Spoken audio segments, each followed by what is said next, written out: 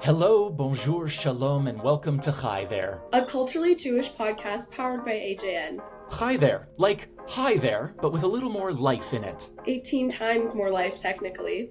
I'm David. And I'm Addie, and each week we sit down with interesting people and talk about culture, identity, and the stories that shape us. Today's guests are helping bring Jewish theater back to life in Calgary. We're joined by Laura Shuler, one of the founders of High Life Productions, and Zelda Dean, the director of their latest production, The Last Yiddish Speaker. High Life Productions is a community-driven theater company, creating space for Jewish stories to be told and experienced in Calgary. And The Last Yiddish Speaker explores identity, language, and what it means to hold on to culture. And just to be clear, I was not cast in this production. We'll unpack that another time, David. We talk about the show, the process, and why this kind of storytelling matters. So, here's our conversation with Laura Shuler and Zelda Dean. Laura and Zelda, thank you very much for joining me today. I'm glad we got through all of our little technical hiccups right now so we can begin the interview. Thank you, David. I'm looking forward to it. So, As am I. For people who may not be familiar with High Life Productions, very similar to our name on this podcast, how would you describe what you're building here in Calgary? Laura, if we want to start with you, please. We're building a platform to express content, causes, and creators of Jewish origin. All right, very succinctly done. Zelda, do you have anything to add to that as well? Oh, I do. Laura and I have been involved in theater for many years. My husband and I and a couple of other people started a company called Beth Israel Players in 1969. And it survived until 1985 when the venue was taken down. And I feel like High Life, with Laura involved as she was in Beth Israel Players, and one of the other founders, Penny Smith, her mother was in productions.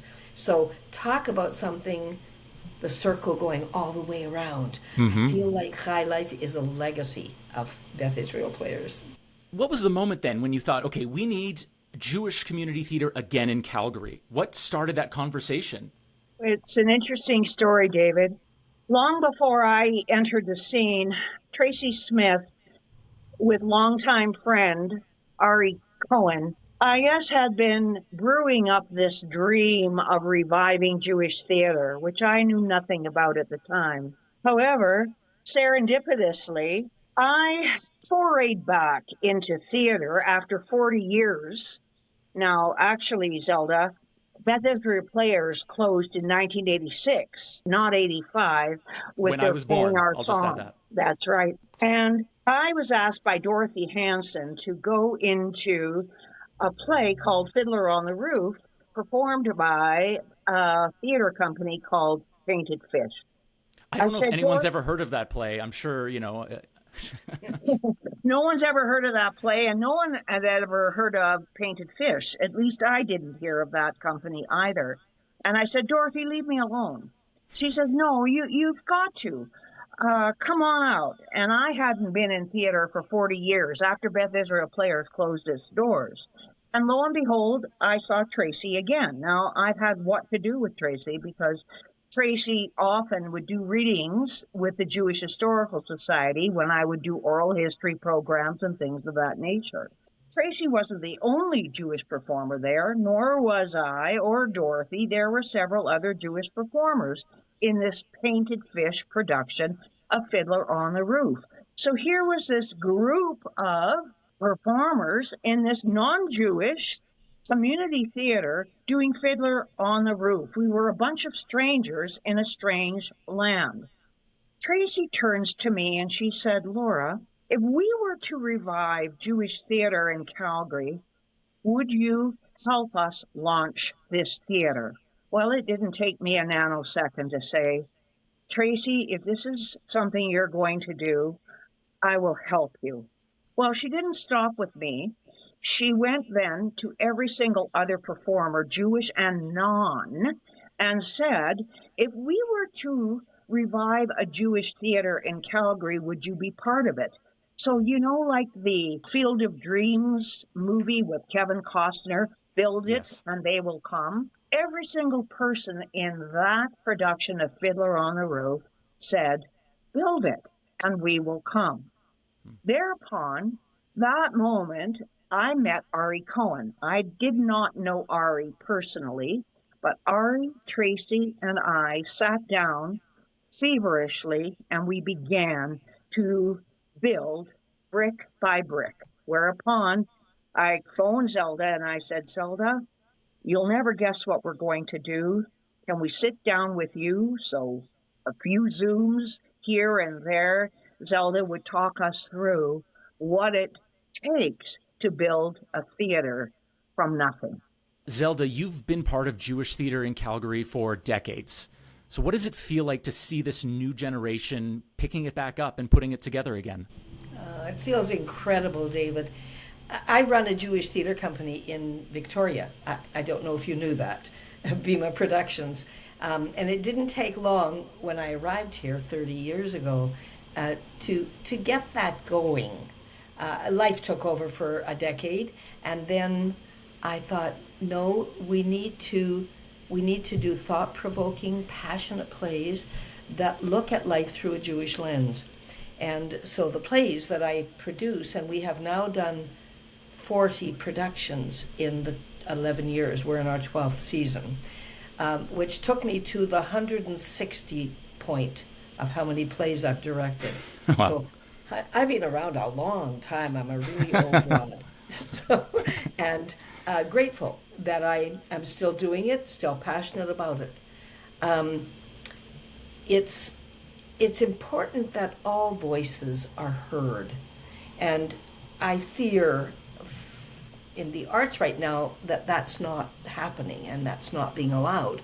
So all the more reason that I supported the launching of High Life Productions and was more than happy to come out and direct their second show. I got pulled back into performing after a 40-year hiatus, and I played one of the roles in the production of The Last Yiddish Speaker, and loved this play. I chose it. I chose the director.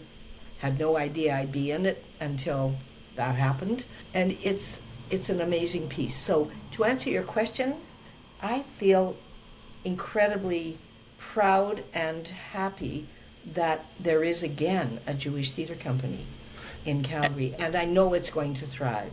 Yes, and we'll get to the show in a minute, but first I just want to pick upon something you said. You said maybe not everyone's voices is being heard right now. Can I assume you mean Jewish voices? I mean Jewish voices and other voices. There's a lot of censorship in the arts right now, and theater companies are afraid to do shows that might not fit neatly into the current political spectrum. And I've seen shows be canceled. We've had a show canceled on us, as have 3 other theater companies in Victoria. Yes, it's a tricky time for those that are not mainstream, when there's a very strong minority, a very vocal minority, that are impacting the safety of theater companies choosing certain plays. You're obviously talking about The Runner by Christopher Morris that got canceled. And that was the second one to be canceled. We had a show canceled in the Fringe, by the Fringe, called Peace Talks, which was nothing to do with politics. 2 young guys that I knew went on a trip together to the Middle East. They visited many countries, and they wrote a play about it. And it wasn't pro or against anything, but there were a few phone calls made to the Fringe by a group, and in essence they said, you have to boycott this show. And the Fringe was afraid, and they canceled us out. Then another show happened at Theatre in Connew, which was called Sisters, and there was a protest because it was about the nuns back in the time of the residential schools, and somebody didn't like that, and they threatened the venue. So these are the sort of things that are happening. Doesn't stop me, and it doesn't stop Laura. We just keep choosing shows, and nobody's canceling me ever again. So Laura, specifically for this show, what drew you to The Last Yiddish Speaker? I'm going to say, why this play? Why right now? What drew me was Zelda. Zelda said, Laura, why don't you read this play? I read it, and my jaw dropped to the floor. This was a year ago, maybe a year and change, actually. And it was very profound after reading it. And then I gave it to Tracy and I gave it to Ari. I said, what do you think? And they loved it. We didn't realize then, although it was very appropriate for us to do, that it would have as much resonance, or it would take up such a profound, the timeliness of it in terms of what's going on in the climate in Canada and what's going on in the climate in the world. It's like a divine moment. Zelda, It's if you like, can maybe sum it up in just a minute or less, what is the show about? Because I know it's about identity, repression, cultural survival, but if you could just sum it up for all of our listeners to know what The Last Yiddish Speaker is about. Yeah, it's denial of existence. I would say denial of existence and being able to live your life in freedom. Okay. Zelda, how would you sum it up? I'll say a little bit more, which will tempt the listeners. Okay. It takes place in 2029, and it was written a number of years ago. And I know the playwright well, Deborah Lofer, and I'm doing another of her shows. And she had no idea when she wrote the play a number of years ago what would be happening right now. The play takes place in a town in the States where the fascists have taken over, and there's a father and a daughter who are Jewish and are living there, except they can't identify as Jews. They have to identify as Christians. Mm-hmm. And without giving away too much, it's the story of how, I will call it divine intervention. There is a character in the play who is 1,000 years old. And she's a metaphor, in fact, for anybody who has ever saved somebody who is being repressed, Jews particularly. And she gets involved with this father and daughter. The theme of the story is survival. It's about what do you have to do, how brave can you be in making sure that you will survive. And the father has to make decisions with a daughter who doesn't read from the same page. She's very rebellious, she's very outspoken, and he's trying to keep her alive. Don't say any more. Zelda, please, not one more word.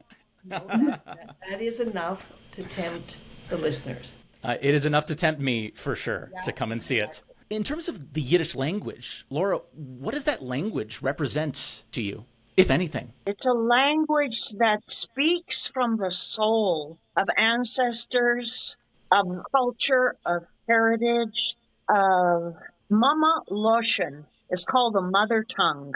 I've just used two Jewish words, Mama Loshen, mother tongue. They call it Low German, is actually what they call it. And it's a language that Jews use, and it's a combination of many languages put together that they used among themselves that is only peculiar to them. Mm-hmm. And it's a language that is actually, many words have been throughout the English language, and people know a lot of Yiddish words without knowing that it comes or are derived from the Yiddish language. So it's a very precious part of being Jewish. There were times when Jews would speak Yiddish when they didn't want the people around them to understand them, so they could converse among themselves without somebody else knowing. Absolutely. My mother and father would tell me stories that when their parents, my grandparents, they didn't want to know what was going on, they'd go to the corner and start speaking only in Yiddish to each other. But I can imagine nowadays most people, I don't speak Yiddish, I speak some Hebrew, I know just a couple of Yiddish songs and words. So how much Yiddish do you think the average Calgarian audience actually knows going into this? Or how do you think it's sort of this, as I grew up in Jewish school, saying it's a lost, dying language? It's a revived language. There are many people now taking Yiddish classes everywhere. But in the play, Deborah was very smart. She uses all kinds of devices, I won't say what they are, so that the audience can understand it. And even when they don't, the context of the line, they're able to understand what's being said until everybody can speak English. So I would add to that, it wouldn't matter if you were Jewish or you weren't Jewish in an instant, because of these clever devices of the playwright, you would know exactly what each Jewish word meant or the intonation of it, and you wouldn't miss a beat in the play. This is a community-driven production. What's special about working with people who are doing this out of a passion rather than their profession, their day job? Because they do it for the love of it. They do it from their heart. They do it because they want to give something back, and it feeds their souls. So they do it because it gives them a sense of belonging, and they help to build a sense of community. And that's something that community theater does like no other, because what is the payment? You measure your wealth in a different way when you work in a community theater setting, if that makes any sense. It does. I was there to see your inaugural production, Joseph and the Amazing Technicolor Dreamcoat, and so many people were there. It was a full house. There was just a pure love for it, and there was I felt a need for it to come back, and everyone was sort of saying, we are so happy it's here within our community.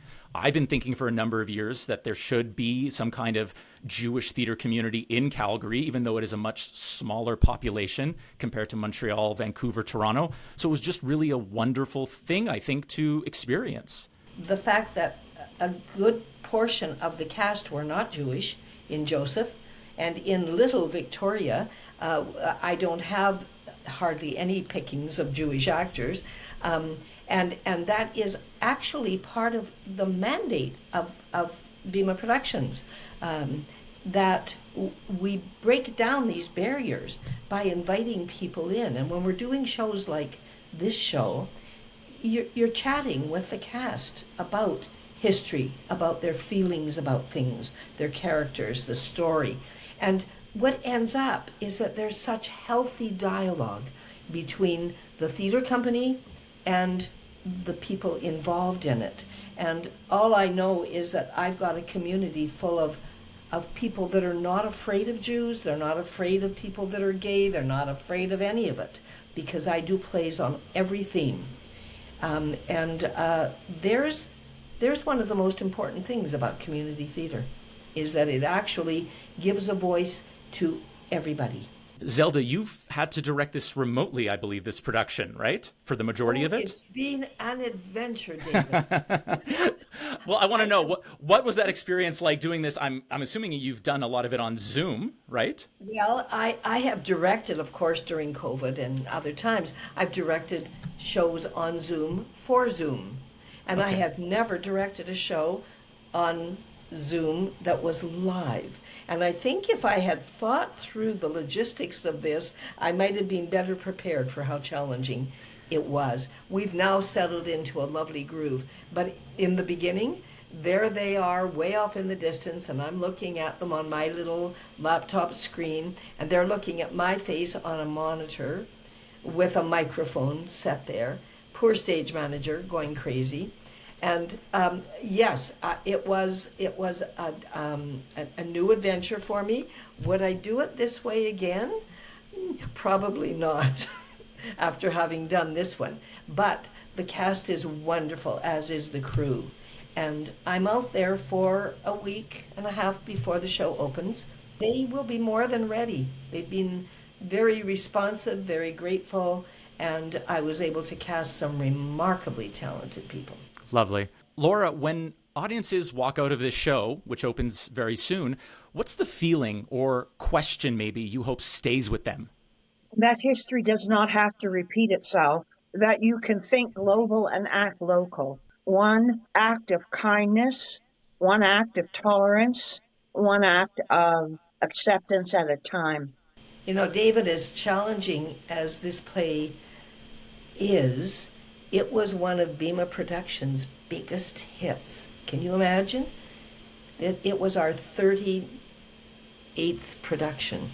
people went away raving about it, partly because of what it had to say, and partly about, it's a remarkable script that Deborah Lofer wrote, and the actors become so immersed in it that the audience is able to do what is our job as theater makers. The audience suspends disbelief, and they become so engaged in the characters and in the story that they're holding their breath. And I'm often at the back of the room and I can see that. So the feedback that we got after that show, I have never had kudos coming in like we did after that show. And I'm expecting the same thing will happen in Calgary. The other aspect that I hope will be something lasting is that for our Jewish audiences, they will feel more comfortable about being Jewish and being vocal about being Jewish. For some of us, myself included, it's been comfortable sitting in the shadows and not, how could I say? Not being afraid to engage in meaningful conversation about challenging subjects. Yes, absolutely. And now is the time to educate, inform, and raise the consciousness about anti-Semitism and anti-Zionism. A lot of the stuff that you find on social media, they're mixing anti-Zionism and they're mixing anti-Semitism up and lumping them all into one mess. And people are blaming Jews for everything. But I need to point out, Laura, thanks, that this is not a political show. There is not anything addressing the current political situation. This is a cautionary tale that takes place 3 years from now and where it could end up. I don't want anyone afraid to come because they think we're trying to educate them. That is not what theater does. You know, I direct with 3 words. First, we engage an audience. Then we entertain them. And if we happen to enlighten them at the end, that's a bonus.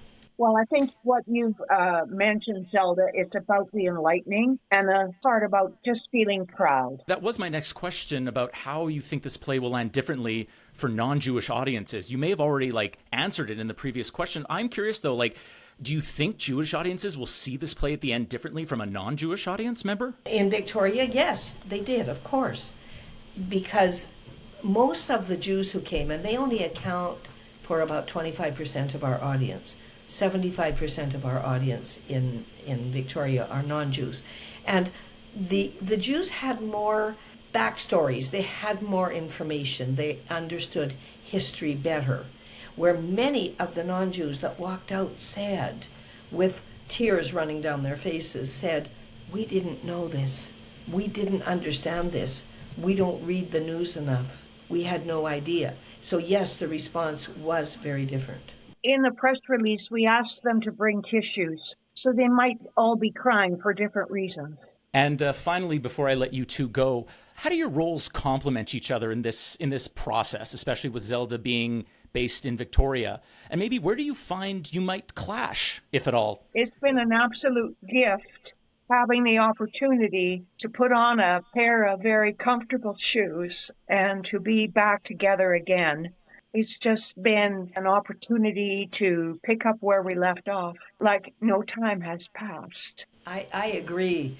Laura and I and Donna Reback, one of the founders of Beth Israel Players, we were the troublesome threesome, and we rode our bikes every Sunday out for breakfast. And when Beth Israel Players had to close, I cast Laura in the final show. She was amazing in a Neil Simon show.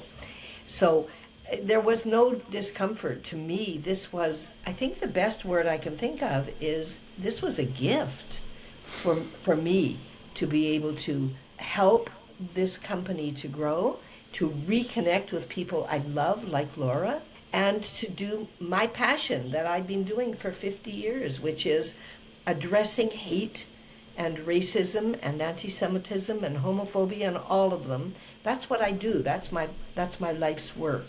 I even have a school tour that goes out every year for 9 weeks, we teach the Second World War. To be able to pull them in and work with Laura, And Tracy and Ari, absolute joy. You're saying that now, but you haven't hit Q to Q or tech rehearsal yet, which is usually when the sparks tend to fly. Oh, I've been through so many bad tech days that nothing could surprise me anymore. We actually just had a tech day, 2 weeks ago, where nothing worked. The projector wouldn't work. We blew all the fuses. It was one of those tech days from you-know-where. So couldn't be worse than that. Well, we feel very blessed to have Zelda come full circle. And it's kind of like giving birth from one theater to the next, like the legacy lives on. To have Zelda part of building this legacy so that we can pay it forward is an honor and a privilege. And we've got a very amazing cast. We've got a very experienced crew. Many of the crew members hail from different community theaters, and they are lending their expertise to High Life, which is very generous of them. It helps us recognize the humanity in each of us and to tolerate our differences in order to build a better society where everybody can flourish. And that's what really drew me to this play. Laura, Zelda, I want to thank you so much for coming on today to chat with us. I look forward to seeing your show when it opens. And forgive my bad metaphor, but I hope your baby grows to be a full-grown adult in the future. Thank you, David. Thank you so much, David. Thank you for your thoughtful questions. And Dan, thank you very much for this platform. And we love your platform. We love your name, Hi There. And so from High Life, we thank Hi There for the opportunity to be with you today. Have a great rest of the day. Bye-bye. Thank you. Bye-bye. Thank you again, Zelda and Laura. I had a great time talking with you both, and I'm really looking forward to seeing the show at the end of this month in Calgary. And now on to the community events across Alberta. May is Jewish Heritage Month, and the Jewish Historical Society of Southern Alberta is celebrating with an online exhibit of Southern Alberta Jewish family histories. The Edmonton Jewish Film Festival is celebrating 30 years. It opened on May 3rd, and the closing night will be on May 13th, screening the endearing film Matchmaking 2 at the Capitol Theatre at Fort Edmonton Park. Visit jewishedmonton.org for tickets. On May 17th, a delegation of Israelis and Arabs from Sharaka will be in Calgary discussing the new Middle East, voices of Abraham Accords, and the importance of building bridges. Opening May 20th at Temple B'nai Tikva, Calgary's High Life Theatre Group is presenting The Last Yiddish Speaker. The play runs until June 7th. Visit highlifeyyc.ca for tickets. On May 21st, Calgary Beth Tzedek Congregation is hosting a Shavuot dinner and a Tikkun Liel with the broadcast from Sinai. On May 24th, the Canadian Friends of JNF Edmonton Negev Gala will feature former Prime Minister Stephen Harper in conversation with MP Shuv Majumdar. On May 27th, in celebration of Jewish Heritage Month, the Jewish Archives and Historical Society of Edmonton and Northern Alberta is presenting a book launch of their latest publication, Leaders and Legacy, Notable Jewish Edmontonians, at Audrey's Books on Jasper Ave. Space is limited, so please register. And finally, join Canadian Magen David Adom in Calgary on May 31st for their Stampede with Purpose Gala, featuring keynote speaker Loya Al-Sharif, an update from Magen David Adom Chief of Staff Uri Shacham, entertainment, and a delicious kosher dinner. Check out our websites at chaythere.ca, visit our socials at chaytherepod on Instagram, Facebook, X, and YouTube, and you can email us at chaytherepod@gmail.com. Hi There is a culturally Jewish podcast powered by AJN. For more news, visit albertajewishnews.com. Production by Real Mensch Studios. Take care of yourselves Take care of each other. and call your mother. Hi there.